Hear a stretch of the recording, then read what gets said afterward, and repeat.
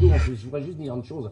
Depuis toujours, c'est leur fond de commerce. Ils sont anticléricaux de base. Et ils sont anticléricaux, anticommunautaristes et tout.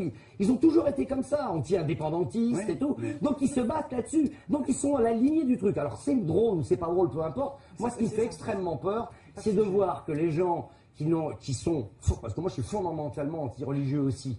Hein, j'aime l'idée de la foi, j'aime la musique liturgique, j'aime l'art religieux, j'aime tout ça.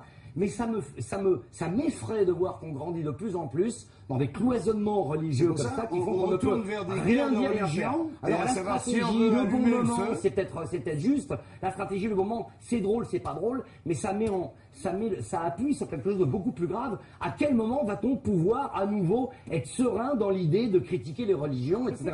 D'autant plus que tous les musulmans ne sont pas des fondamentalismes. Et ça aussi, ben oui. Mais justement, c'est ça l'amalgame.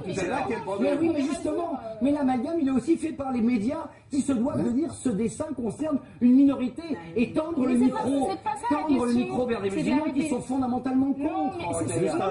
Qui sont totalement contre ce fondamentalisme. En Tunisie, la plupart des Arabes qui ont été interrogés sont contre les exactions qui ont été menées contre les ambassadeurs des États-Unis. Donc voilà, toutes les manifestations, c'est pas dans la même en disant tous les musulmans se seraient sentis concernés par ce dessin. C'est faux, Rokhaya. Non mais ça m'énerve, putain, on peut pas parler dans cette émission là. Tous les musulmans ne sont pas, ils ne sont pas les idiots. Ils savent faire le distinguo. Ils savent très bien que ces dessins s'adressent à tous les musulmans se sentent pas concernés par ce dessin. Mais la question, c'est qu'on les interprète. Nous, on aurait la condescendance de croire qu'ils sont là, qu'ils sont tous concernés, qu'ils sont tous choqués. Il y a des musulmans qui ne sont pas choqués. J'en ai plein. Bruno, Dieu est amour. Il y a aussi des musulmans qui sont laïcs, qui sont athées. Ça existe. Tu veux parler absolument tu vas absolument parler en même temps que moi. C'est quand même invraisemblable. Alors, ça s'appelle le débat. C'est fou. Non, mais je peux parler ou quelqu'un veut du clavier? Tu n'écoutes pas ce que je dis, en fait. J'ai mon ticket.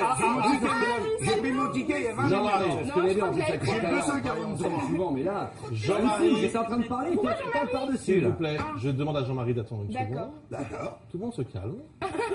On prend une aspirine. Dieu est amour. On se reprend. Quelle condescendance aussi d'imaginer que tous les musulmans auraient mis des dessins pour eux. C'est Bruno, faux. on a dit qu'on arrêtait le dossier. Non, je le redis là dans le silence, tous les musulmans n'ont pas pris ce dessin au premier degré. C'est faux. C'est faux.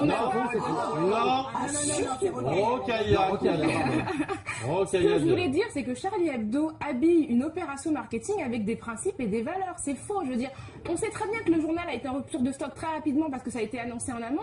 Et moi, je trouve que c'est un peu pour les gens qui vont acheter Charlie Hebdo en disant on veut défendre la liberté d'expression. Ouais. C'est un peu faire le rebelle du dimanche à moindre frais. Parce que quand il s'agit de défendre des vraies valeurs, c'est pas acheter Charlie Hebdo qui nous pose dans une position de révolutionnaire. Je trouve que c'est facile. C'est une provocation pour les rebelles. Mais c'est pas une provocation, ils font ça depuis des années, Rokhaya. Là, c'est parce qu'on en parle, parce que ça a été Charlie Hebdo a des difficultés économiques et il se trouve que cette semaine, le journal s'est très bien vendu et que le journal se vend très bien. Franchement, faut mettre du cynisme là où il n'y en a pas. Je suis persuadé que Charb et Luz, quand ils font ces dessins, ils ont dit là on va vendre. Ils l'avaient fait il y a quelques années, ça leur a coûté un procès et ça a leur coûté la vie. Ça leur a coûté leurs locaux. Donc tu peux peut-être faire une part de courage chez eux aussi de le faire dans ce contexte. La veille, c'était déjà sur tous les réseaux sociaux. Il y a 2 ans, tu fais ça en pendant ce que je t'ai dit, il y a 2 ans, quand ils ont fait ces dessins sur Mahomet, qu'ils ont repris les dessins du Danemark, qu'ils les ont mis en couverture, leurs locaux ont été brûlés, ils ont failli perdre la vie. C'était il y a 2 ans, ils ont c'est la raison pour laquelle la République paye 3/4 de CRS pour protéger Charlie Hebdo.